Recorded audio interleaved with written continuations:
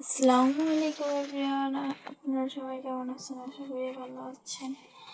আজকে আমি মাটির চুলায় রান্না করব।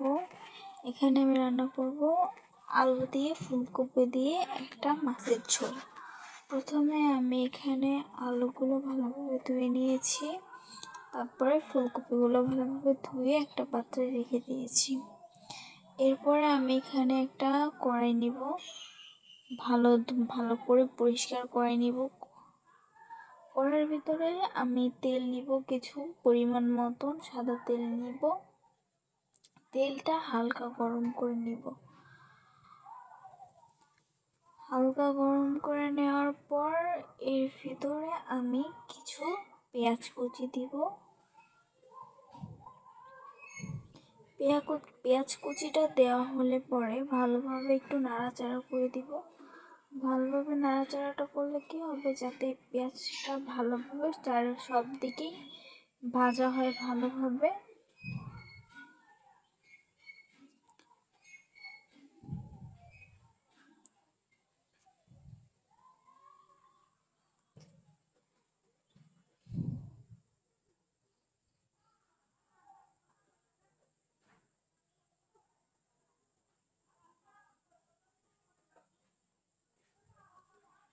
ভালোভাবে নাড়াচাড়া করে আমি আবার একটু নেড়ে চেড়ে দিব।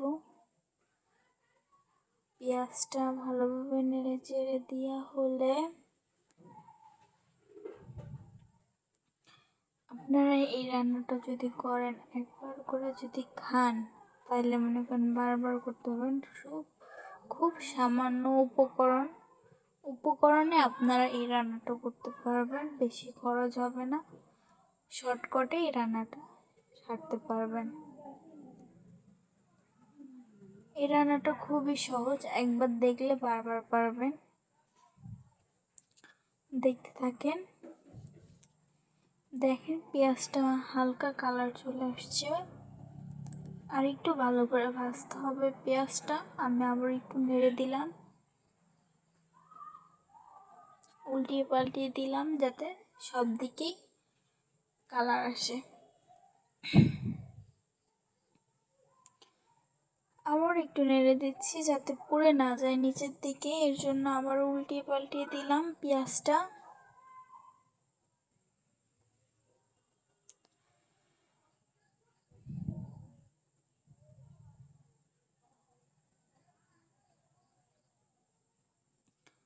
ভালোভাবে নাড়াচাড়া করে নিতে হবে এখানে, বা উল্টিয়ে পাল্টিয়ে দিতে হবে, কারণ পেঁয়াজটি পুড়ে গেলে পরে তিতা তিতা লাগবে, এর জন্য। এরপর যে আমি এখানে দিয়ে দিব কিছু জিরাটা তেলের ভিতরে একটু দিতে হবে যাতে একটু ভাজা ভাজা হয়। জিরাটা দিয়ে আমি এটি নামিয়ে নেব একটা পরিষ্কার পাত্রে, বাটিতে।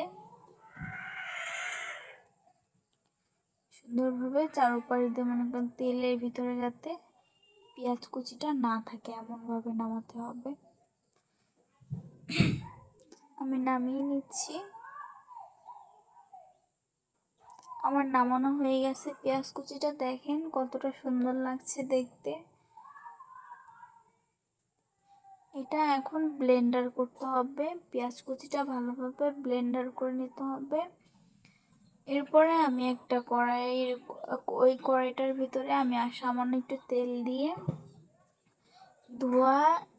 ধুয়ে রাখা আলুটি এর ভিতরে দিয়ে কড়াইটার ভিতরে তেল দিব। আলুটি দেওয়া হয়ে গেলে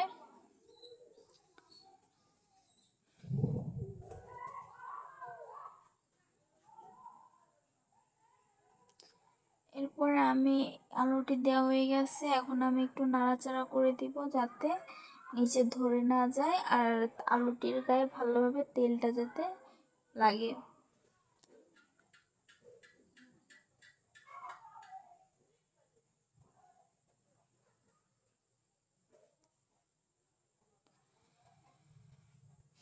এই পর্যায়ে আমি আলুটার ভিতরে সামান্য কিছু পরিমাণে লবণ দিব যাতে আলুটা আমি 1/2% সিদ্ধ হয়ে যাবে। আমি যত ভাজতে ভাজতে এই পর্যায়ে আলুটার ভিতরে একটু লবণ দিয়ে যাতে আলুটার ভিতরে চলে যায়। পরবর্তী সময়ে আলুটার ভিতরে বেশি লবণ দেওয়া প্রয়োজন হবে না। আমি আবার ভালো করে নেড়ে চেড়ে নিব যাতে আলুটির নিচে যাতে না লেগে যায়। এই রান্নাটা আপনারা একবার খেলে বারবারই খাইতে মন চাইবে। মনে করেন এতটা মজা এই রান্নাটা, খুব সহজ উপকরণে, মনে করেন অল্প কিছু উপকরণে এই রান্নাটা খুব সহজে রান্না করতে পারবেন, আদা রসুন ছাড়া, মাটির চুলায়। দেখেন আমার আলুটি আবার নাড়াচাড়া করে দিচ্ছি যাতে নিচে যাতে না ধরে যায়, কারণ বারে বারে নাড়াচাড়া করে দিতে হবে, কারণ আলুটি নিচে লেগে গেলে পরে কড়াইটি পুড়ে যাবে, পরে তরকারিটা ভালো হবে না, খেতেও মজা লাগবে না।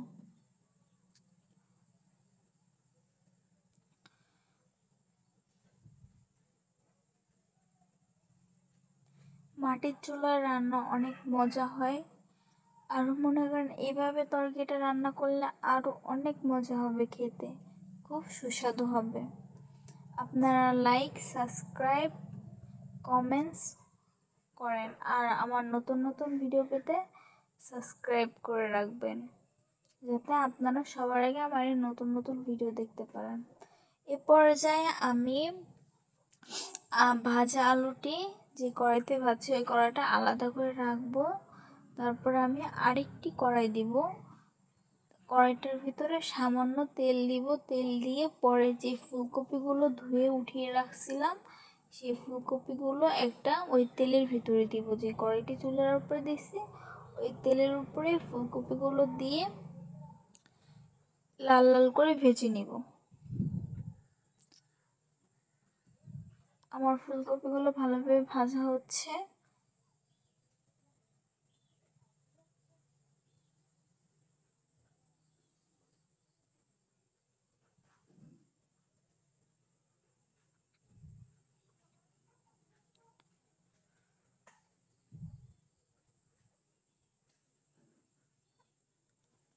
আর একটু নাড়াচাড়া করে দিলাম ফুলকপিগুলো যাতে চার সাইডে ভালোভাবে সুন্দরভাবে ভাজা হয়ে যায়, আর ফুলকপিগুলো আবারও সিদ্ধ হয়ে যায় সুন্দর করে।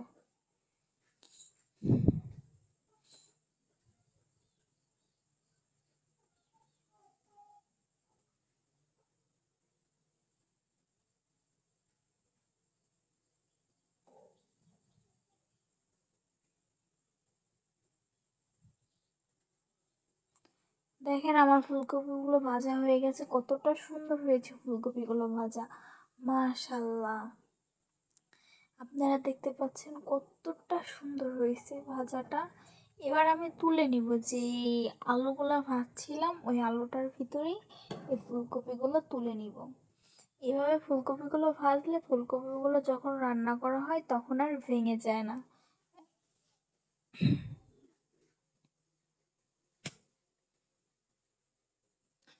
আবারও ওই কড়াইটার ভিতরে, মনে করেন যে কড়াইটার ভিতরে আলুগুলো ভাজছিলাম ওই কড়াইটা আর সামান্য একটু তেল দিয়ে আলু আর ফুলকপিগুলো একটু ভালোভাবে আর একটু ভেজে নেব 2 মিনিটের মতন। এই পর্যায়ে আমি এখানে লবণ দিয়ে দিচ্ছি 2 চামচ পরিমাণ। আমি প্রথমে তেলের ভিতরে লবণ দিয়ে আলুটা ভাজছিলাম, এরপরে আমি ফুলকপিগুলো দেওয়ার পরে 2 চামচ লবণ দিচ্ছি। এরপরে আমি এখানে 2 চামচ জিরার গুঁড়া আর ধনিয়া গুঁড়া দিচ্ছি। এবার আমি ভালো করে একটু মিক্সড করে নেব।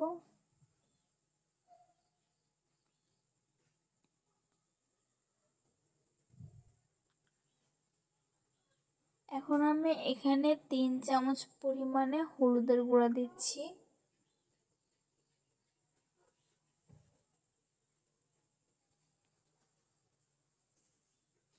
এবার হলুদগুলো ফুলকপি আর আলুটার সঙ্গে ভালোভাবে মিশিয়ে নিব, সুন্দর করে ভেজে নিব।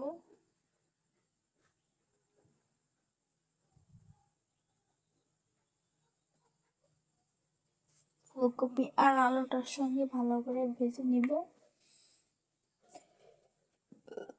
সুন্দর করে নেড়ে আমি আবার একটু নেড়ে নিচ্ছি। যদি নিচে লেগে যায় তাহলে তরকারিটা মজা হবে না। ভালোভাবে নাড়াচাড়া করলে দিতে হবে, উপর থেকে নিচে দিতে হবে। সবকিছু ভালোভাবে মিক্স হয়ে যাবে। মিক্সটা হলে পরে কোনো পানি অ্যাড আপনার করা যাবে না। তরকারির যে ফ্লেভারটা আছে, যে ঘ্রাণটা আছে মনে করেন একটা, ওটাও বের হয়ে যাবে। এবার আমি এটা ভালোভাবে নেড়ে চেড়ে দিব যাতে নিচে না লেগে যায়। এখন আমি এখানে দিয়ে দিচ্ছি, খেতেও দুর্দান্ত মজা হবে, কিছু কাঁচামরিচ পরিমাণে। আপনারা ঝাল যে পরিমাণে খান ওই পরিমাণে ঝাল অনুযায়ী কাঁচামরিচ দিবেন কিছু। কাঁচামরিচ এখানে আমি কোনো শুকনো মরিচ অ্যাড করি নাই। আমি আবারও এটা ঢেকে দিয়েছিলাম। ঢেকে দিয়ে আমি কতক্ষণ আবার একটু কষিয়ে নিয়েছি। এই পর্যায়ে আমি আর ঢাকবো না, এভাবে আমি এটা কষিয়ে নিব একটু ভালোভাবে সুন্দর করে।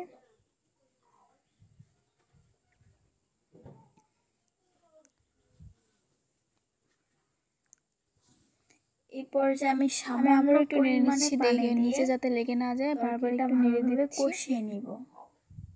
দেখতে পাচ্ছেন আমার ফুলকপিগুলো একদম আর আস্তে আস্তে রয়েছে, আমি যেমনটা দিয়েছিলাম তেমনই রয়েছে। এরপর পর্যায়ে আমি এখানে পানি অ্যাড করব। আবার একটু নেড়ে চেড়ে দিলাম যাতে হলুদ সবকিছু ভালোভাবে মিশে যায় আর এটা ভালোভাবে আমি পরিমাণ মতন পানি অ্যাড করছি যাতে ফুলকপিগুলো ডুবে যায় পানির ভিতরে, এমনভাবে অ্যাড করতে হবে। এটা তো ঝোল হবে, এর জন্য আমি এই মগে 2 মগ পানি অ্যাড করছি। আর এই মগের হাফ মগ সামান্য পরিমাণে পানি দিছি। দেখেন কতটা সুন্দর কালার হয়েছে তরকারিটার। এখন আমি এই তরকারিটা আবার যে পরিমাণে পানি অ্যাড করছি 2 মগ, আর এই যে অর্ধেকেরও কম, দেখতে পাচ্ছেন আমি কতটা পরিমাণে পানি দিয়েছি। ঢাকনাটা এভাবে রান্না করলে একদম পারফেক্ট হবে আপনাদের রান্না। যে ইনশাআল্লাহ পেঁয়াজ আর জিরা বাটছিলাম ওইটা মনে করেন আমি এখন এই তরকারিটার ভিতরে দিয়ে দিতে হবে। আমি এগুলো ডুবিয়ে দিচ্ছি পানির ভিতরে যাতে এগুলো আর একটু সিদ্ধ হয়ে যায়। আমি যখন ভাজছি এগুলো হাফ সিদ্ধ করছি, আর এখন পানির ভিতরে দিচ্ছি যাতে আরও হাফ সিদ্ধ হয়ে যায়, এর জন্য।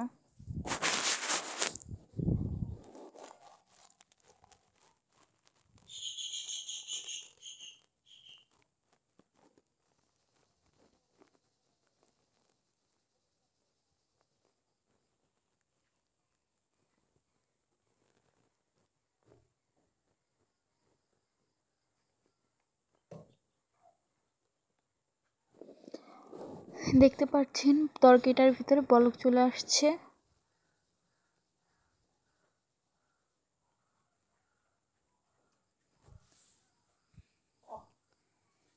ভালোভাবে ফুলকপিগুলো ফুটিয়ে নিতে হবে।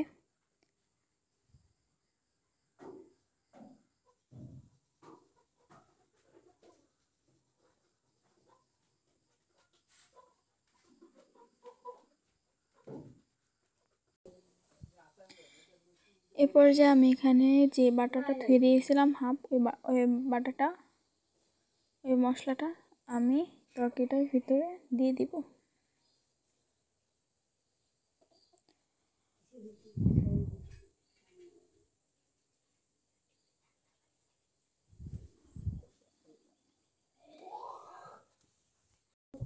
এখানে আমি ওইটা দিয়ে দিয়েছি। দেওয়ার পরে এটা আমি একটু নেড়ে দিব যাতে এটা মিক্স হয়ে যায় আর তরকারি ঝোলটা একটু ঘন হয়।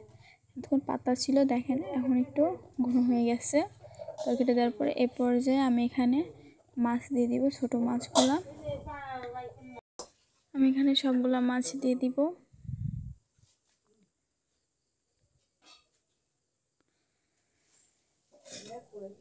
আমার মাছগুলা দেওয়া হয়ে গেছে।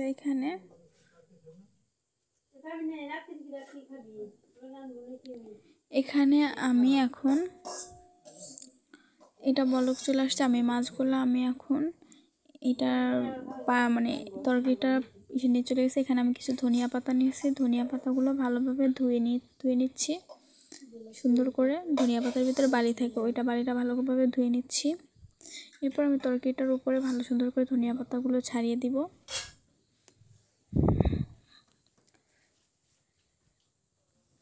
ধনিয়া পাতাগুলো ছাড়ানো হয়ে যাচ্ছে।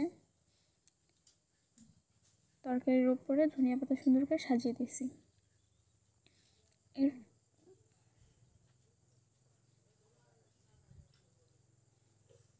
এরপরে যে আমি এখানে ধনিয়া পাতাগুলো যে পানিটা আছে, আমি এখানে আমি এখন করতেছি। ধনিয়া পাতাটা হয়ে গেছে, সিদ্ধ হয়ে গেছে। এরপরে যে আমি তরকারিটা নামিয়ে নিব। নামানো হয়ে গেছে, সুন্দর করে পরিবেশন করে নিব।